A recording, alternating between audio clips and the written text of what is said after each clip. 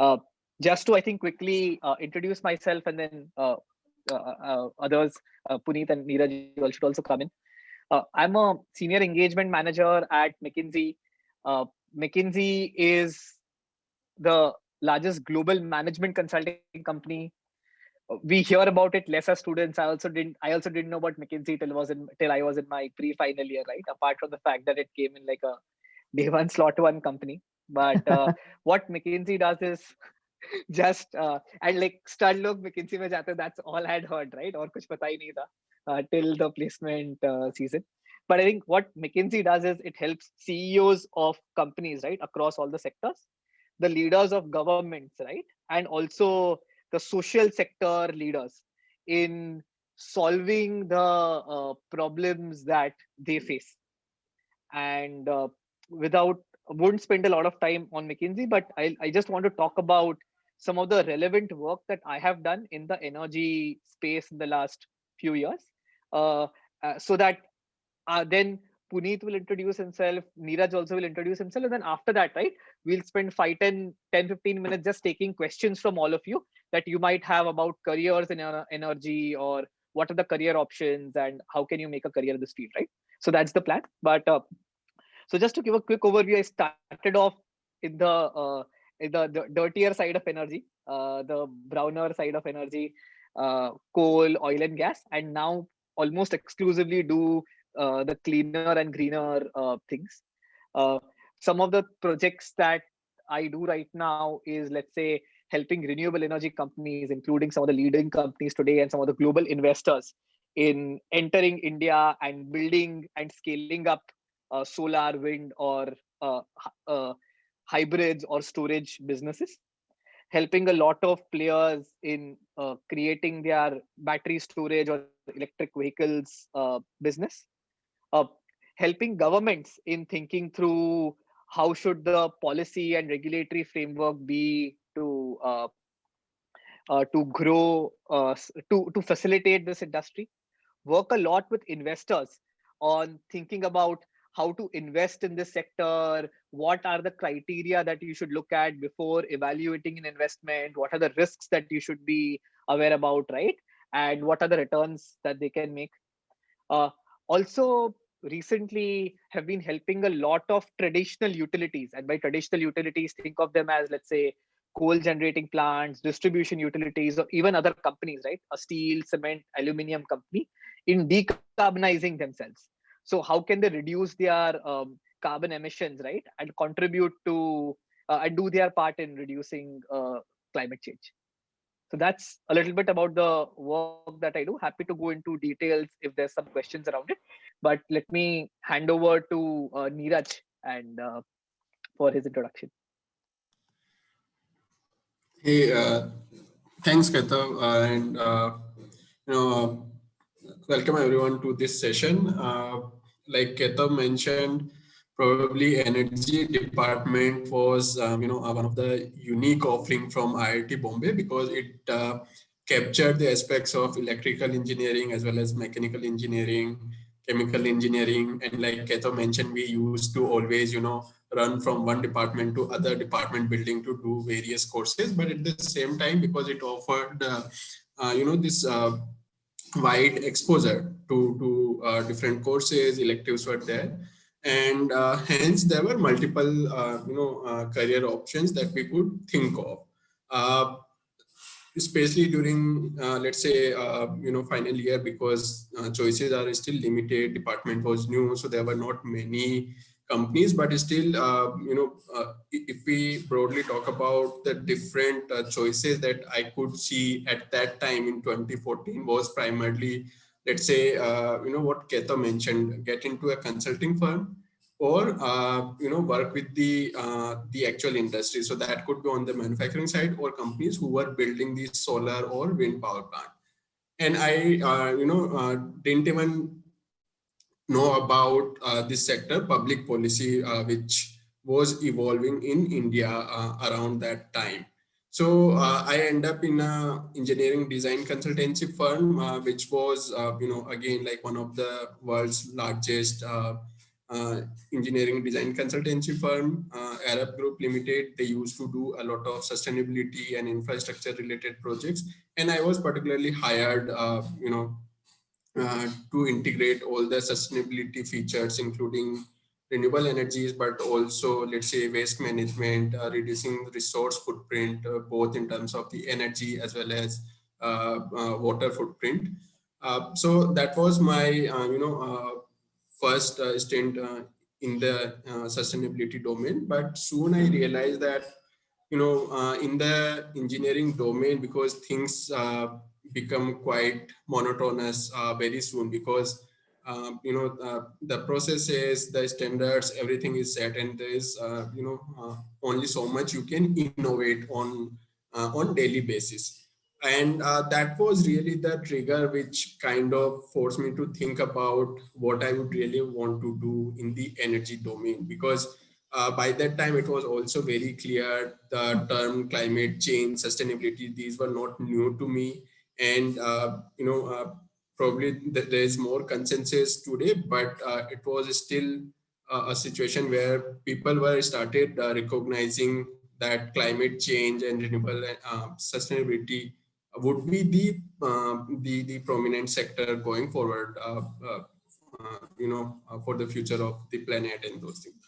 So again, I started evaluating these various options, and among these various things, like I mentioned, some of those conventional options were already there, but public policy was something quite new, and we were never trained in that. I just, last year only I got to know that now we have a dedicated center for public policy as well at IIT Bombay, but we didn't have it, and we didn't know, what a public policy researcher or public policy professional do in their careers.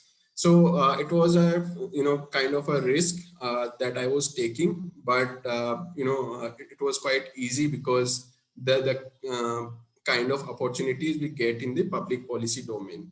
So again, connecting with what Keto mentioned, in the consulting environment, you are helping these individual organizations and companies advance their renewable energy or sustainability agenda by, including more of renewable energy in their power procurement mix. But we also look at from sectoral perspective. So how we can support the sector, or how we can support the government in advancing the this climate change agenda or sustainability agenda, or even more specifically renewable energy targets that we have set. There are various challenges. It's not just the individual companies who are facing these challenges, but challenges which are across the board, and all the companies are facing those challenges. For example, if we have to build 175 gigawatt of renewable energy, how much money would we need? Do Indian banks have that kind of money, or even financial institutions have that kind of money? So if that is not the case, then what are the other pools? What mechanism we can build to bring in that capital in India so that we can build the 175 gigawatt capacity? Similarly, let's say if we have to evacuate this power, whether we have sufficient infrastructure, what could be the strategies towards that? So these are like, problems which are not specific to any particular company or a stakeholder. These impacts the whole sector, and government is trying to solve these problems. And institutions such as CW, where I work, the Council on Energy, Environment and Water, we help government solve some of these complex issues. So that is the one side of thing, where again the work would involve evaluating the existing policies, but also thinking into the future. So bringing like next big ideas. For example, India started with, if we talk about, let's say, solar, we started with feed-in tariff, where everybody was given a fixed remuneration for solar generation.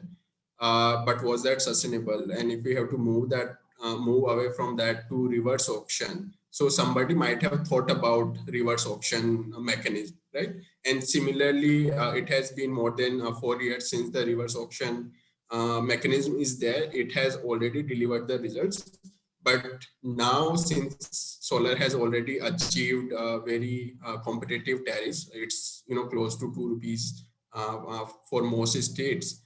What could be the next bidding mechanism, which will then ensure further accelerated deployment? So thinking about those ideas and then bringing those frameworks, thinking about what kind of institutional frameworks we would need, what kind of financial frameworks we would need, innovative market mechanisms. So that's really what we do at CEW, thinking about these large complex problems, but also thinking into the future on the big ideas. And then obviously, working with the central government as well as the state government in executing those ideas. Sometimes we demonstrate these ideas in a pilot form and then roll it out at larger scale. But even otherwise, like all the policies that we see for various technologies and for renewable energy sector, CW has been actively like there are days when MNRE will directly call us and they will ask us to draft some of these policies. So that's the kind of engagement we have with the government and the impact that we are creating. So that's pretty much about what I do and my journey so far. And we'll be happy to take more questions, especially on careers in public policy. Yeah. So I will now hand it over to my colleague or my friend Puneet Batra, again from the same age. Batra, over to you. Yeah, thanks, Neeraj, and thanks, Ketav. I think both of you have provided a great overview as to how our energy department has contributed to shaping our personal and professional growth. Personally speaking, when I joined energy department, or I still remember the day when I was sitting for counseling after our IIT JEE, that time I just knew that energy department gave us a chance to venture into an upcoming field, and that's why I chose it. I did not have much idea about what is happening in the field or much relation or association with it, or even to say that I did not felt that strongly about climate change yet. I was not aware how it was impacting. So majority of my thinking has evolved while I was at IIT, part of the energy department, and the kind of opportunities we have had internally at the department to do different kinds of stuffs. I think that was the main reason why I'm still in the energy space. So just to give you all a few ideas, what we have gone through during our IIT time, I was part of a project under Rangan sir where we wrote the Vision 2020 document from the student side. So that was one of the great initiatives where various UG, PGs, and PhDs came together, brainstormed on the next 30, 35 years of how the energy outlook would look and where the coming generation, the millennials, should contribute. So I think that was quite a big eye opener for all of us, gave us perspective on the things, and also made us think about the future and how we can contribute. So that gave us a very broader understanding. Then I and even Neeraj both were involved under Professor Anuradha Ganesh in designing a biogas plant. So from scratch, we did all the analysis. We understood how the mess food used to get wasted, and then along with BARC, designed plant, proposed to director, and even our designs got accepted.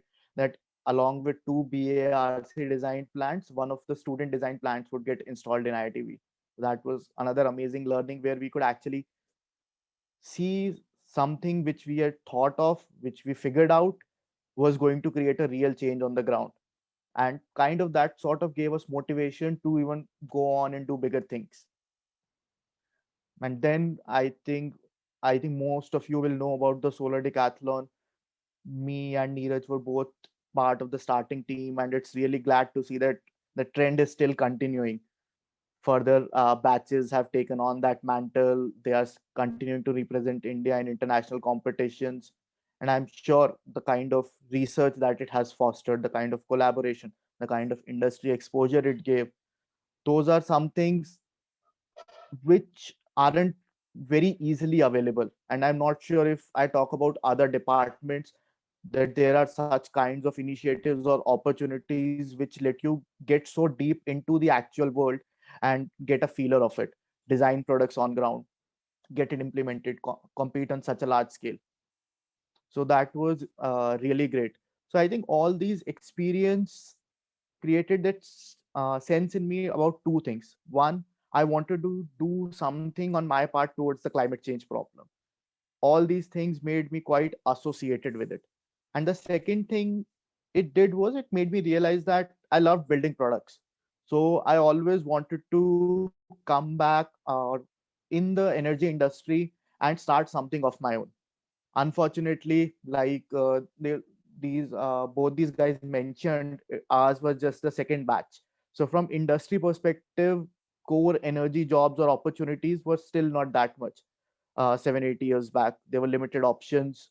So my experience on the job front is not really related to energy. I have worked with JP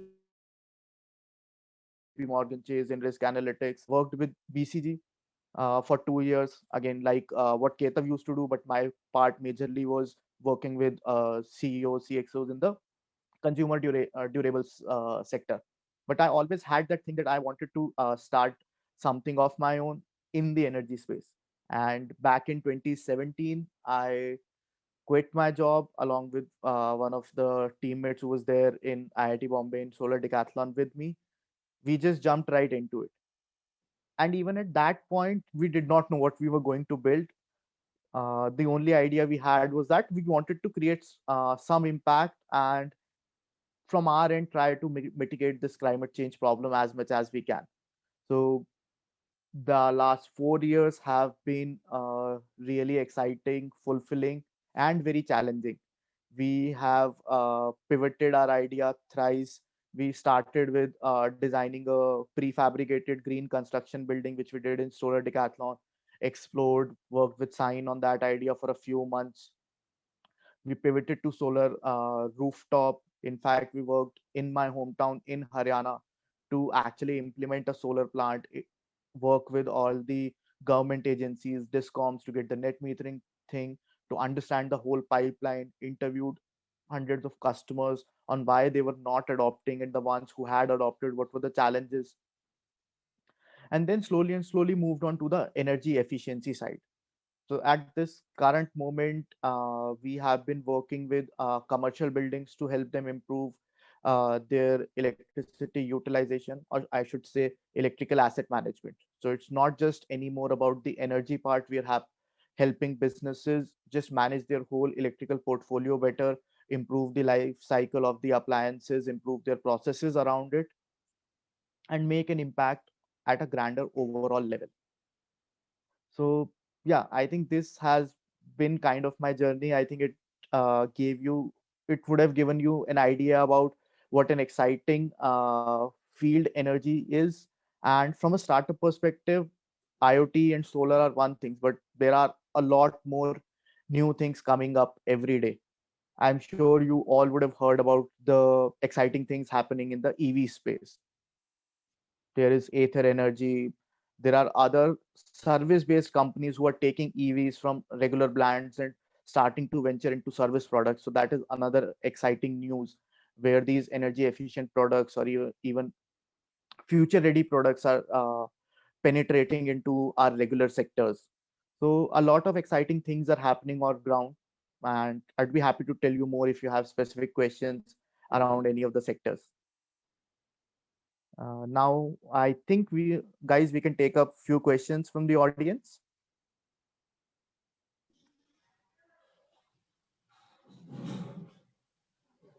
Uh, Feel free to like either put your questions on chat or if Atharva folks, if you want to ask people to unmute themselves and ask. Yeah, People that is should feel actually free to. fine. For questions between the session, we can have them in the chat, but for now, they can unmute.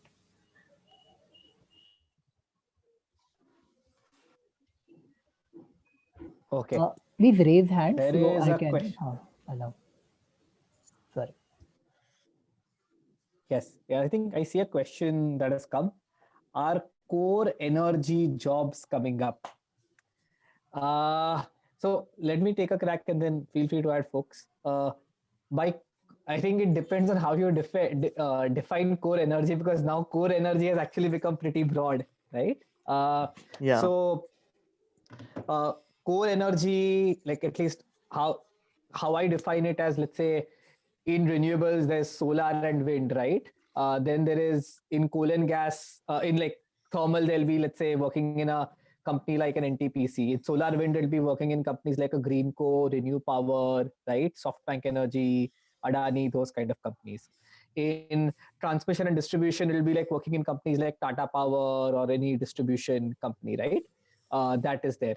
Then there is also your, if you want to expand further in oil and gas, there's your companies like ONGC, Oil India, IOCL, BPCL, HPCL, right? There's also companies like BHEL that do heavy electrical manufacturing, storage, and those kind of things. There's also electric vehicle companies. I would also, let's say, call your policy bodies, right? People that help in making policy as your core energy jobs.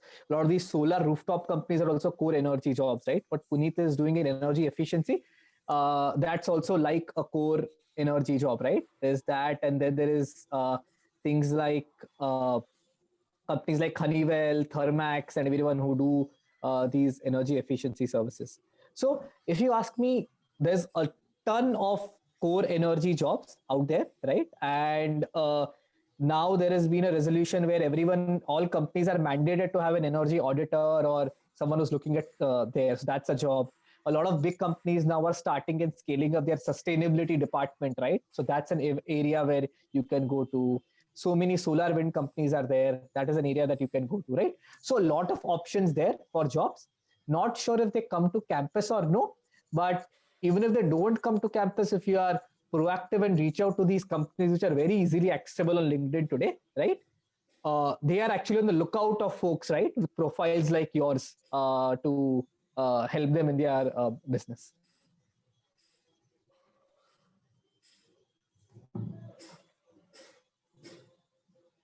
Are you people into some energy consulting business sort of a thing? No. We are all let's do this, right? Let me actually just quickly take all of these questions, and then Neeraj and Puneet, right? You all can also pick the questions and answer all of them, right? Aise karte hain, just save time in handovers. Sure. I think many of us are in energy, like I definitely am in an energy consulting business, right? Again, energy consulting is very broad. Energy efficiency consulting is also energy consulting, right? Advising people on strategy of energy companies is also energy consulting. So yes, I think most of us are in the energy consulting business. How to start from scratch for a guy who's completely new to energy domain? Would you like to refer books, and what should be the approach? Okay, book से कभी भी कोई jobs नहीं लगती, right? Right. Don't tell this to professors, but I think the thing that you should do, right, is upskill yourself, right? आज के दुनिया में, like of course all of you will have the IIT degree. It goes a long way. Trust me, right? 6 years I've been there, already seeing the value of it. Now, in addition to that, what people look at are relevant skill sets. So don't focus on courses, focus on skills. And what are the skills that are relevant? See what are the trends that are coming in the market right now. Na? एक तो solar rooftop का trend है, दूसरा energy audit energy efficiency का trend है, तीसरा sustainability का trend है, चौथा इलेक्ट्रिक व्हीकल्स में स्टोरेज का ट्रेंड है, राइट? एंड ये तो and these are the skill sets, and there is also your sub domain skill sets, right? So within your, let's say, renewables, it could be, let's say, financial modeling of a renewable project, right? Within energy efficiency, it could be, let's say, designing a waste heat recovery boiler, right? It could be doing an energy audit. So see what are those skill sets that are very relevant in the industry right now. Some of them I've just told. Upskill yourself in that. You can upskill yourself either by picking up relevant courses from IIT Bombay. There's tons of courses, and I think among all the amazing professors you have, all those domains will be covered ना. तो वहाँ electives ले लो, या कोई Coursera या वहाँ जाके upskill कर लो अपने आप को, कहीं internship करके get some experience there, and then see how you are like the talk of the town, right? When you go to get recruited. What is the scope for energy generation from waste, especially municipal solid waste? Lot of money. I'll talk about it in the next 15-20 minutes. Almost $7 trillion or $10 trillion, right? It says more than 3 times of India's economy is coming out from fossil fuels and going into sustainability, right? Sustainability is, of course, your solar, wind, energy efficiency, and all of those things. But one aspect is waste, right? And how to generate energy from waste. So, lot of potential there. Hasn't picked up that much in India, but other countries it's picked up a lot. In India, I think Ramki is a player that is doing it. Many other players who I know, large players are exploring, entering into that space. One of the biggest challenges is around segregation of waste, right? Which is not happening that much in India, but big potential even for energy generation from waste. What are the job prospects in Indian renewable energy scenario, mainly solar and wind after PhD? Do the employers such as RE developers really look for PhDs or masters enough? Again, depends on the field. If the field is about forecasting accurately the generation that I'll have in this particular solar or wind site, right, over the next few years, and if you've done work around, let's say, developing some advanced analytics algorithm that can improve the efficiency of that, oh yes, they look for you, right? If you've done work around some advanced analytics algorithms which can, let's say, help you schedule your renewable energy plants at the right time, so as to maximize your profits, people will, like, really go after you. So it all, again, it's not about a PhD or a master's degree. It's all about the skill set and what you're bringing on the table for renewable energy companies.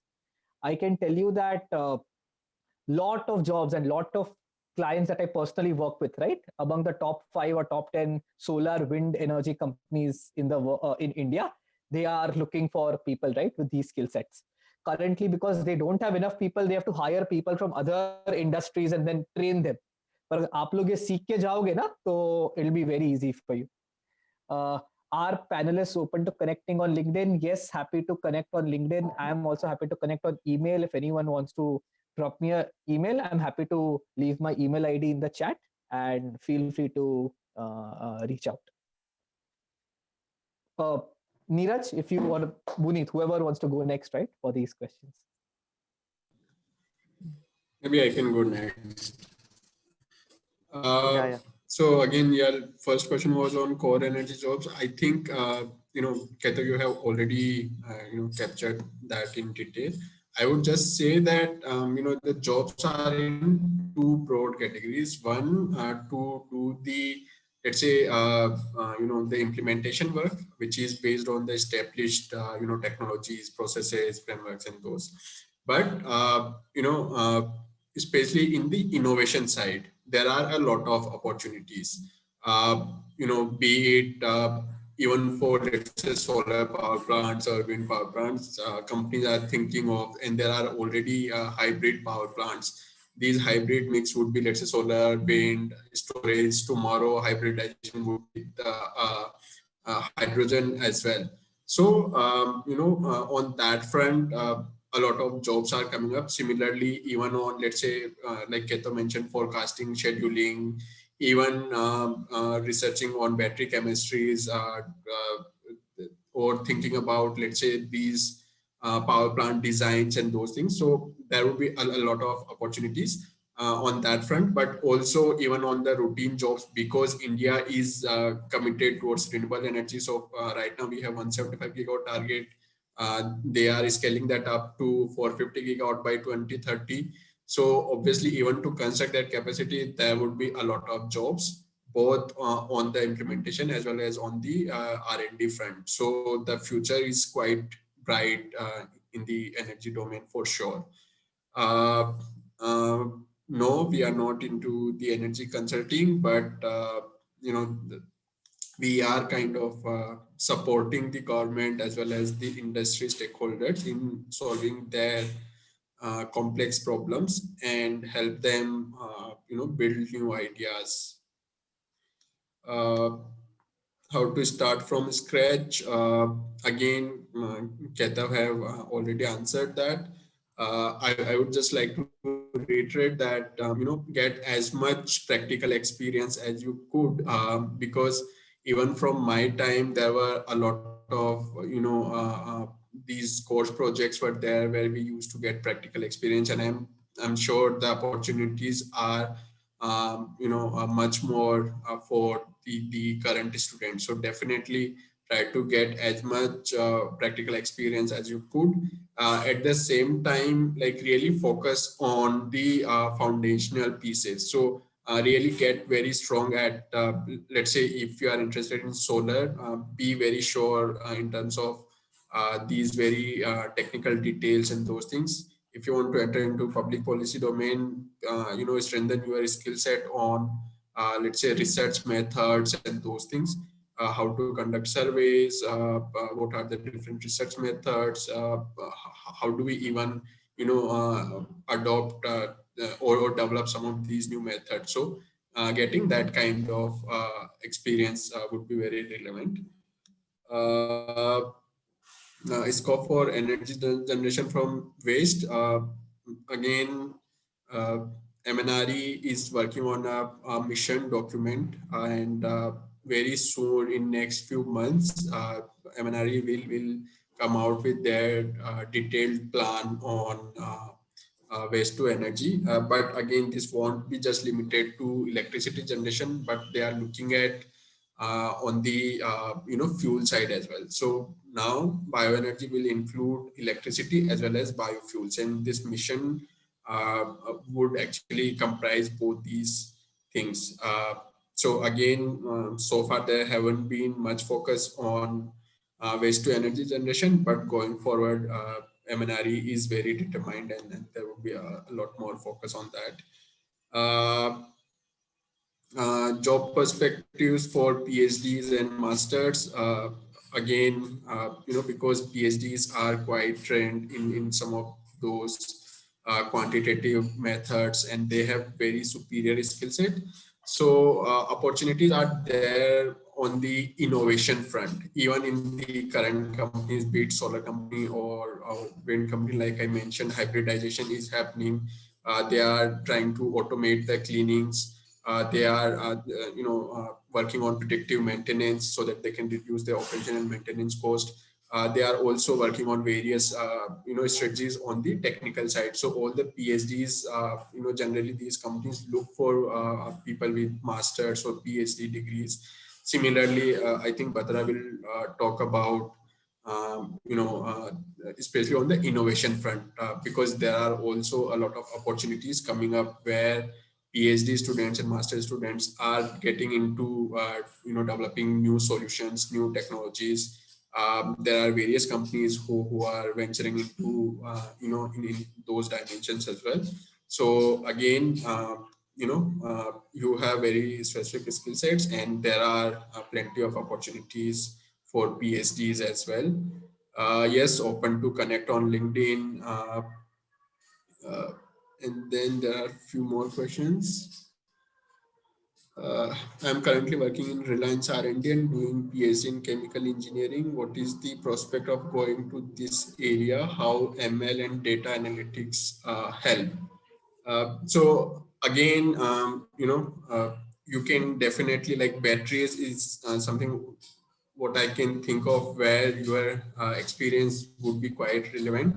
Batteries are getting a lot of different applications and traction in the, not just in the renewable energy sector, but even otherwise, for grid management, for electric vehicles, and even for mobile appliances. So, and then again, people are working on different battery chemistries. People are also trying to solve many of these battery related issues. For example, thermal management of these batteries, also improving the efficiencies, depending on different applications.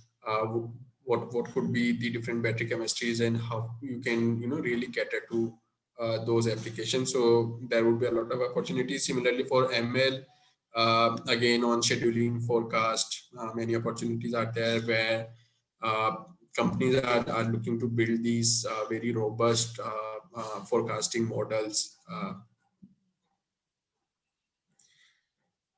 And actually, there are many more questions, and in the interest of time, I would ask Batra to take all the new questions so that we can.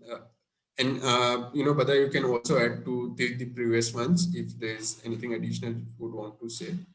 But Sure, you sure, can sure. take up the next ones. Yeah. Yeah. So I think both you and Ketan have very well covered the earlier questions. There is just one part that I would like to add. When we were graduating, or I think 7, 8 years back, the startup culture was not there into the energy field. It was more in the service sectors. Lot was happening. A new startup every week would come up. There were unicorns starting to happen. But over the last 7, 8 years, in renewable energy, in IoT, in energy efficiency, in EVs, a lot of startups have come up, and they've done two things. First, those are innovative product startups. So anyone with PhDs, MTechs, or even as Ketav mentioned, just the right skill set, they have a lot of demand in these startups. And as these startups have shown that they can scale and disrupt the market, they have suddenly awakened the corporates as well. For example, if I talk about the EV sector and Ather Energy, they started working on the electric vehicle scooter two-wheeler, and they got backed by founders of Flipkart and Snapdeal, etc. And it spurred a massive innovation growth in the conventional industry, where Mahindra, your Bajaj, all these traditional automakers have now come out with their own EVs. So just imagine one startup trying to break through the industry, and the whole landscape of the industry change. And because the landscape is changing so fast, the policies are coming in support, there are massive opportunities there. Now, I think I would take up a few later questions which have come. So the scope of data science is huge. As Ketav and Neeraj mentioned, any field you pick up, be it renewable forecasting, be it predictive maintenance, be it battery technologies and optimizing their performance, uh, energy efficiency, IoT, each and every space, data is the new oil. And now, if you have skill sets to derive insights out of that data, you are going to be in huge demand. And not just in energy industry, it's about that skill. If you have that skill, you'll have demand across industries, no matter where you want to venture into. EVs, what kind of startup expected in EV sectors in future? Currently EVs are not in trend in India. Is it because of policies? So I think startups are already the talk of town in the EV sector. A lot of startups are coming up in manufacturing of EVs, in the battery technologies, battery manufacturing, new battery compositions, or even charging substations, fast charging. So there are a lot of fields, and I think at in every field there are a few startups who are trying to disrupt it. Policies, yes, there are still more development that needs to be done there, but I think India recently prepared a draft EV policy. We're still behind the European nations, but we are catching up fast. And because we have such a huge consumer base, now it's imperative for the government to come out with these policies faster, so that they can properly regulate and channel this growth that is spurting in any corner. I think the other data science questions I already answered. Do biotechnologists have any chance there? I think it becomes a quite a niche field, and the few things which I can think of where biotechnologists could be able to add value is biofuels, or even converting waste to energy in more natural processes. But I'm sure if we deep dive into it, we could figure out a few more use cases there. Then the next question is, what are your suggestions for a student of some other department other than energy science? How could he or she delve into the world of energy consultancy and policy making? So I think if you're talking specifically for energy consultancy and policy making, both Ketam and Neeraj have covered this a lot. but the general idea there is that you should be very good at identifying trends, understanding the market, and then be able to provide the advisory. So I don't think what it matters is which department you are from. It is an altogether different skill set which you have to foster. So read about the new and upcoming trends, read about the policies, follow various blogs, be updated about the trends, and just do some electives. I think that should be quite sufficient if you want a career in energy consultancy or policy making.